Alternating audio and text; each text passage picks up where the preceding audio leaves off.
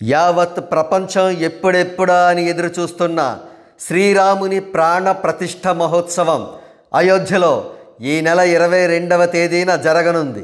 కాగా ఈ అపురూప ఘట్టానికి దేశవ్యాప్తంగా చాలా తక్కువ మంది సెలబ్రిటీలకు మాత్రమే ఆహ్వానాలు అందాయి.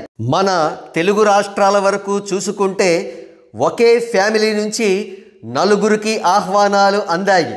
వారు మరెవరో కాదు, మెగాస్టార్ చిరంజీవి, జనసేనాని Pawan Kalyan, global star Ram Charan and icon star Allu Arjun.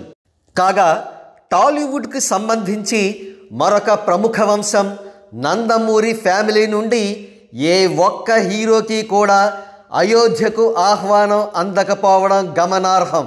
మరి ముఖ్యంగా సీనియర్ హీరో బాలకృష్ణకు, యంగ్ టైగర్ ఎన్టీఆర్కు అయోధ్య ఆహ్వానాలు అందకపోవడం చర్చనీయాంశమైంది. అసలు నందమూరి వంశానికి ఎందుకు ఇలా అవమానం జరిగింది అని ప్రశ్న వేసుకోవాల్సి వస్తే, నందమూరి వంశం టాలీవుడ్లో one of the reputed families, అది కరెక్టే. కానీ అది ఒకప్పుడు.